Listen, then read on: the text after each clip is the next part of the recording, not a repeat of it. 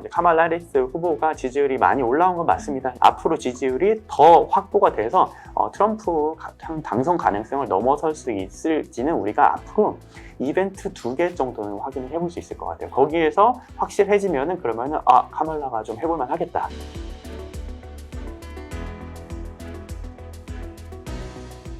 안녕하세요. 빅터뷰입니다. 이제 장마가 끝났고요. 본격적으로 폭염이 시작된다고 합니다. 우리 시장도 7월은 집중호우가 내리면서 정말 물난리 입은 섹터도 있었고 단기적으로 타격을 입은 섹터들이 굉장히 많았습니다. 시장만 놓고 봐도요. 이제 조금씩 시장의 컬러가 달라지는 기미가 7월 말부터 확인되고 있습니다. 자, 그럼 어떤 것이 바뀌고 수혜를 받을 섹터는 누가 있고 누가 주도권을 쥐고 폭염처럼 뜨겁게 달려줄 것인가, 이런 변화에 좀 기민하게 체크를 봐야 될 때가 온 것 같습니다. 자, 3분기 코스피에도 저점 매수의 기회가 엿보인다, 이런 리포트를 낸 분이 제 옆에 계세요. 어디가 기회 섹터일까요? 하이투자증권 이용찬 연구원 모셨습니다. 어서 오세요. 네, 안녕하십니까. 더운 날씨에 오시느라 고생하셨어요. 그러게요. 멀지 않은 거리인데 참 덥네요, 날씨는. 그래도 와주셔서 오늘 기회를 잘 한번 체크해 보도록 하겠습니다.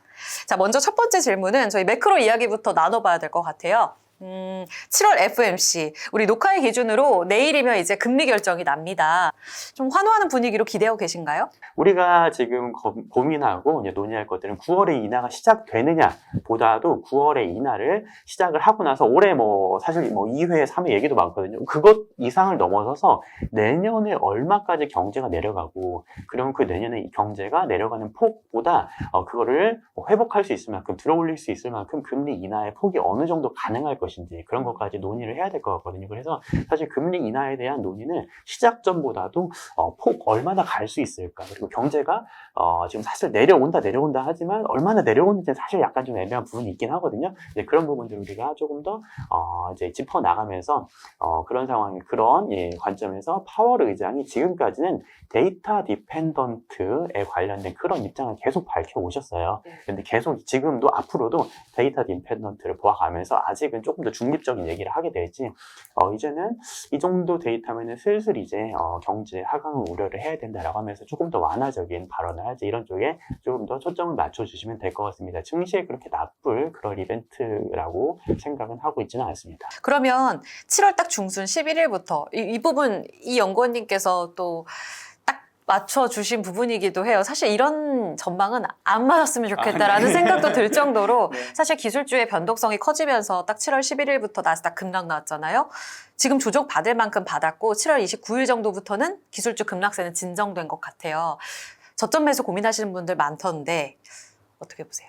미국 기술주에 대해서요. 미국 기술주는 일단 마이크로소프트의 실적도 나오고 하면서 약간 이제 한 고비는 넘긴 것 같아요. 그래가지고 마이크로소프트 실적 우리가 보면은 이제 확인해야 될 게 실적 자체는 그럭저럭 이제 나왔고, 그것보다도 캐펙스, 그러니까 투자를 계속 이어가겠다 그런 얘기들을 하면서 반도체 주가도 들어 올렸기 때문에 그런 부분들은 어느 정도 국내 이제 반도체 기업이라든지 엔비디아라든지 미국 AI 반도체들도 더 이상 조정 리스크로는 당장은 작동하지는 않을 것 같습니다만은 추후에 봤을 때 사실 마이크로소프트가 되게 무리하면서 캐펙스를 많이 하고 있는 그런 부분들도 있고, AI에 대해서도 우리가 미래에 수익이 들어올 거는 그런 거 우리가 믿어 의심치는 않지만 당장 다음 분기에 수익이 안 들어오는 것도 마찬가지잖아요. 또 그거는 우리가 또 기다려줘야 되는 부분이잖아요. 그런데 당장에 이런 투자가 많이 들어가는 부분들, 그리고 회사의 그런 실적이 조금씩 이제 과연 실적이 나올 수 있을까, 이런 부분들, 투자는 계속 늘어나고 있으면서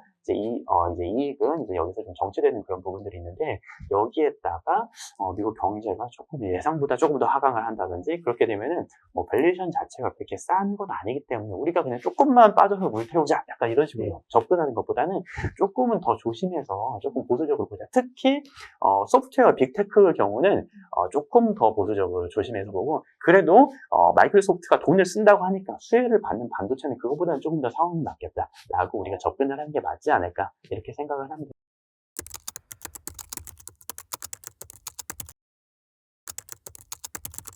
바이든 사퇴 이후에 지금 해리스 부통령에 대한 여론조사 결과 매우 좋아요. 근데 쉽지 않을걸? 이라는 이야기를 저희 방송 나와주셔서 네네. 하셨단 말이에요. 네. 여전히 트럼프의 승기로 점치고 계시는지. 그러면 트럼프가 하반기의 핵심 드라이버라고 하셨잖아요.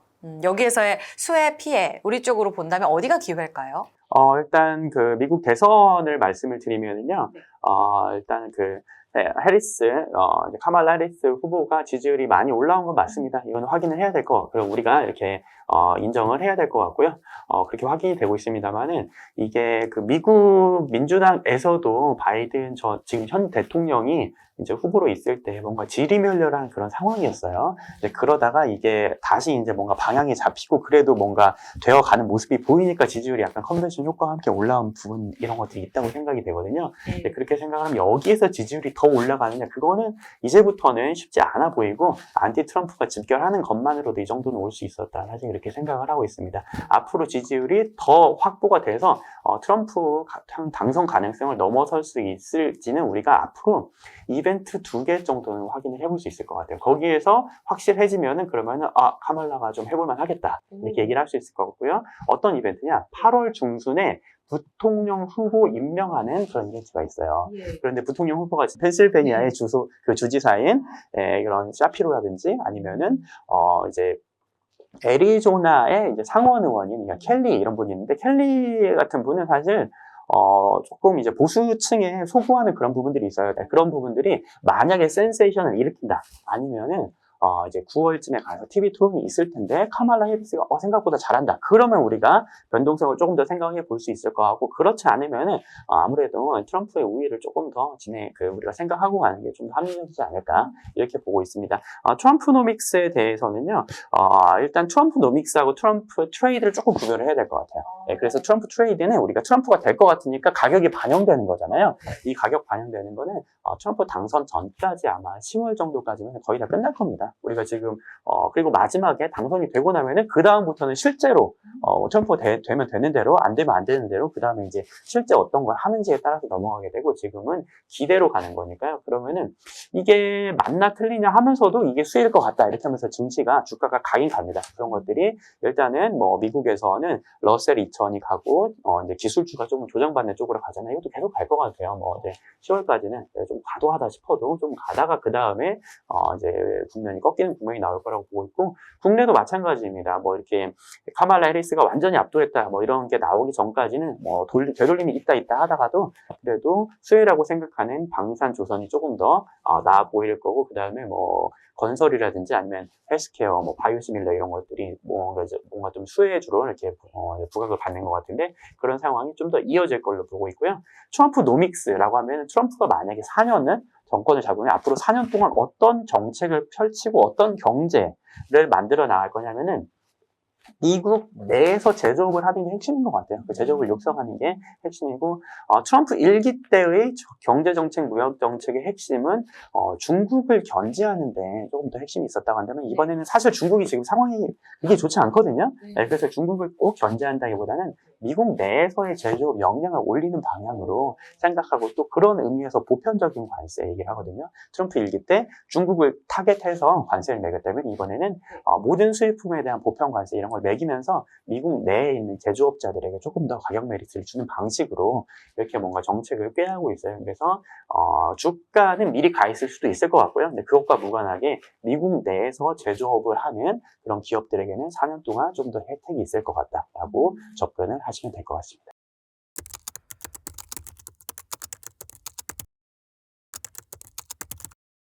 알겠습니다. 부통령은 특히 보수층의 표를 가져갈 수 있는 사람이 이제 후보로 들어오게 되면 확실히 좀 더 유리해질 수 있다는 거고요. TV 토론도 꼭 한번 체크를 해보겠습니다. 대선은 계속해서 기회가 될 것 같은데 사실 트럼프 트레이드가 이 섹터에는 수혜와 피해로 좀 양분되는 분위기였지만 시장에는 압도적으로 좀 안 좋은 분위기로 갔던 게 맞잖아요, 연구원님. 그래서 7월 한 달 내내 특히 트럼프 이제 피격 사건 이후로 시장이 많이 좀 흔들리는 모습을 보였는데 기술주 때문이겠죠. 그래서인지 7월 한 25일 내신 이 보고서에서 조금씩 조정 많이 받은 코스피 기술적으로 지금 매수할 때가 왔다라는 이야기를 하셨어요. 지금 기회라고 보시는지 아니면 코스닥은 더 많이 빠졌잖아요. 네네. 이쪽으로 혹시 기회 있지는 않을까요? 2,700 정도면은 코스피가 선행 12개월 이제 이 기준으로 9.2배 정도 수준까지 내려왔었기 때문에 이 정도면 반등을 한번 노려볼 만하다. 그래서 이제 추천을 드렸고, 그렇다고 해서 이거 반등이 나왔는데 그러면 또 많이 올라와서 지금 뭐 이제 오늘 7월 30일 종가 기준으로 거의 2,800에 가까워진 수준이거든요. 그럼 여기서 2,900, 3,000 다시 가느냐? 사실 그렇게는 쉽지 않고 우리가 다시 박스권에 갇혔다라고 별 수 없이 이제 그렇게 생각을 해야 될 수밖에 없을 것 같아요. 그럼 여기에서 그냥 아무래도 이제 박스권 내에서 트레이딩 정도로 접근하는 게 맞는 것 같고요. 코스피냐 코스닥이냐 했을 때 아무래도 코스닥은 조금 더 이제 뭐 트레이딩 관점에서는 뭐 둘 다 기회가 있겠습니다만은 코스닥이 조금 더 리스크가 있어 보이는 것은 사실입니다. 왜냐 트럼프 이 트레이딩 트럼프가 지지율이 계속 조금 더 이제 우위에 있다고 한다면은 아무래도 2차 전쟁이 좀 힘들거든요. EV 보조금 이런 것들을 이제 삭감할 가능성이 있는데, 코스닥에서 가장 시총 비중이 큰 이제 2차 전지 이런 것들도 좀 문제가 될 수 있을 것 같고, 연말로 가면 갈수록 우리가 금투세에 대한 리스크도 뭐 된다 안 된다 사실 잘 모르겠어요. 모르지만 연말로 갈수록 리스크가 있을 것도 조금 걱정이 되고요. 그런 것들을 생각해봤을 때 코스피 내에서 이제 반도체라든지 이런 낙폭이 최근에 과대했던 종목들로 트레이딩을 하시든지 아니면은 트럼프 트레이딩이 10월까지 간다 생각하고 그 종목들이 조금 조정이 나왔을 때 그렇게 잡고 가시던지 뭐 그런 정도의 전략이 맞지 않을까 이렇게 생각을 해봅니다. 사실요, 연구원님. 그 트럼프 트레이드로 올라갔던 방산, 아까 얘기하셨던 조선, 이쪽은 이미 고점 경신이 나오고 있는 섹터란 말이에요. 그래서 코스피 2,700 기준으로 코스피만큼 싸진 sek터가 그럼 어디야? 라고 했을 땐 사실 반도체밖에 없는 거 아니에요? 네네, 맞습니다. 일단 그래서 말씀 주신 게 저도 맞다고 생각을 해요. 하이닉스가 20만 원 IT 깨졌어요. 투톱? 예, 네. 19만 원까지 깨졌다가 지금 왔거든요. 그러면 우리가 단기 트레이딩을 노린다면 사실 그런 쪽에서 트레이딩을 노리는 게 맞다고 생각을 하고, 마이크로소프트가 혹시 캐펙스를 줄일까봐 걱정을 하고 어제 이제 밤을 지냈습니다만 그렇지는 않다라고. 녹화일 기준으로 오늘 네네. 간밤에 이제 마이크로소프트 실적이 나왔거든요. 예, 그래서 이제 그런 부분들은 우리가 조금은 안심을 할 수 있을 것 같고요. 대신에 한번 반등이 나오고 나면 이게 추세적으로 계속 올라간다. 우리가 한 5월, 6월만 해도 AI 계속 잘 나오겠지라고 했다면은 사실 그렇게 녹록지는 않을 것 같고, 트럼프에 대한 그런 리스크도 있을 것 같다. 미국 나스닥도 약간 이제 삐그덕삐그덕하니까 우리가 그래서 기대감을 조금 내려놓고 트레이딩으로 접근하는 게 맞지 않겠냐 이렇게 생각이 들고요. 트럼프 트레이딩은 사실 좀 많이 온 감이 없지 않아 있어요. 뭐 조선 방산도 너무 많이 와서 지금 조정 한번 세게 나왔거든요. 그럼에도 불구하고 이런 트럼프의 우위가 조금 더 이어질 수 있다라고 생각을 한다면 조정이 나왔을 때는 뭐 한 10월까지는 이쪽이 좀 더 주도주가 이어질 수 있을 것 같다. 이렇게 보고 접근하는 게 맞을 것 같다고 생각을 합니다. 이제 이렇게 불안한 분위기에서 잘 가는 쪽이 있어요. 바이오. 이 금리 인하 기대감이 커지면서 이 섹터는 특히 이제 상반기에도 좋았던 비만 당뇨 쪽 플러스로 좋게 보셨던 바이오시밀러, CDMO 이쪽도 날아가더라고요. 보면 그 안에서도 꽤 밸류체인이 세분화되면서 최근에는 코로나19 변이, 뭐 빈대 테마까지 등장을 하면서 좀 순환매가 빠른데요. 계속해서 바이오시밀러 쪽 매력적으로 보세요? 아니면 다른 섹터의 기회도 있을까요? 일단은 미국 증시에서도 기술주가 이제 테크 쪽이 하락을 하고 있지만 바이오 쪽은 괜찮아요. 뭐 러셀 2000이 제일 좋고 은행주들도 좋고 뭐 이제 중소형은행 이런 것들 금리 인하 수혜로 좋은데, 미국에서 진짜 금리 인하가 나올 것 같으니까 건설주들 이제 홈빌더라고 하는 그런 것들도 좋고 부동산도 좋고, 그다음에 금리 인하 수혜를 받을 수 있는 바이오 섹터도 전반적으로 섹터 전반적으로는 좋은 편이거든요. 미국에서 금리 인하를 이제 시작을 3분기에 하게 될 것 같은데, 미국 외의 선진국은 일본만 빼고 사실 2분기에 다 시작을 해놨어요. 거의 대부분 뭐 유럽부터 시작해서 캐나다, 뭐 영국 시작을 했거나 이제 시작을 이제 다 각을 재고 있고, 마지막 선진국 미국만 우리가 9월 인하를 이제 기다리고 있는 상황입니다. 일본만 별개가 될 것 같고요. 그러면은 한국은행에서 국내 아파트 가격이 상당히 부담이다. 아파트 가격이 올라가는 게. 그러면서 금리 인하를 상당히 주저하고 있습니다만은, 주저를 한다 하더라도 글로벌 금리가 내려가면서 어차피 시장금리 내려갈 거거든요. 그리고 어차피 금리 인하를 할 수밖에 없는, 아니면은 금리 인하를 안 하도록 기준금리만 높게 있고 시장금리를 쭉 내려가는 그런 상황이 만들어지기 때문에 저금리 수혜주에 좋은 상황이 될 수밖에 없을 것 같아요, 하반기에는. 그래서 헬스케어가 좋다고 전반적으로 생각을 하고 있는 상황에서 마침 트럼프 이런 리스크가 부각이 되면서 일단 7월에 조정받은 게 반도체가 조정을 받았고, 그 다음에 2차 전지는 뭐 진짜 피해주가 될 수 있을 것 같고, 네. 여기에다가 자동차도 조금 애매하거든요. 그래서 조정을 받고 나면 시총 상위 10개 주요 탑10에서 살 게 없는? 예, 삼성 바이오로직스랑 그 다음에 셀트리온 빼면 할 게 없어요. 그러니까 이제 바이오시밀러로 가는 거예요. 그러면 바이오시밀러는 나쁘냐면은 헬스케어 섹터도 괜찮아 보이고 미국의 이제 생물자원법 이런 것들 생각해보면 또 나쁘지 않거든요. 예, 그래서 특히 이제 뭔가 대피하는 그런 쪽으로서 많이 이제 좋았던 것 같고요. 하반기 내내 금리 인하에 대한 그런 기대는 이어질 것 같아요. 그래서 헬스케어도 좋게 보고 금리 인하의 수혜를 볼 수 있는 건설 이런 것들도 좋게 생각을 하고 있습니다.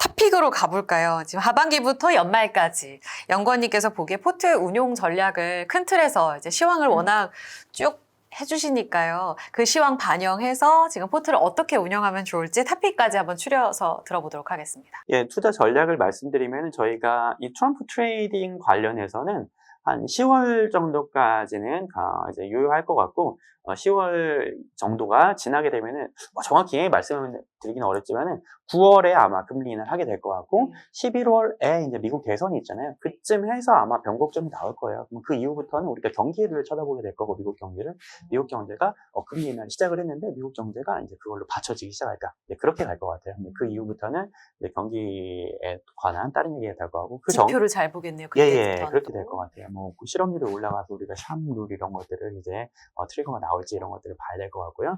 그 전까지 우리가 트럼프 트레이딩과 관련된 뭐 3분기에 전략을 좀 말씀을 드려본다고 하면은 트럼프 트레이딩 수혜주를 조정이 받을 때마다 그냥 이게 3분기의 주도주다라고 생각을 하면서 조선, 뭐 방산 아니면은 금리 인하와 관련된 수혜주 아까 말씀드린 바이오시밀러라든지 아니면은 이제 뭐 건설주 이런 것들 조정 나올 때마다 하자 이렇게 해서 주도주를 가든지 아니면은 기술주, 반도체 이런 것들이 약간 이제 7월에 조정은 받았습니다만 실적 이런 것들 생각해보면 나쁘지 않거든요. 그러면은 아까 말씀드린 대로 기존의 주도주, 반도체 이런 것들은 많이 빠졌을 때마다 낙폭 과대라고 생각할 때마다 이때는 방망이를 좀 짧게 잡으시고 그때그때 밑에서 잡아서 살짝 미국 기술주에 대해서는 조금 비싸다고 생각은 하지만 우리나라 이제 코스피 지수도 그렇고 그렇게까지 비싸다고 생각은 안 하거든요. 우리나라 종목들은. 네, 그러면 충분히 트레이딩 기회가 있으니까 그렇게 두 가지 전략으로 접근을 해보시면 어떨까 이렇게 생각을 합니다. 종목 싸움보다는 그래도 좀 섹터 싸움이 될 수 있기 때문에 잘 옥석 가리기를 해야겠네요. 산업별로. 예, 그렇습니다. 섹터 내에서 그렇게 차별화가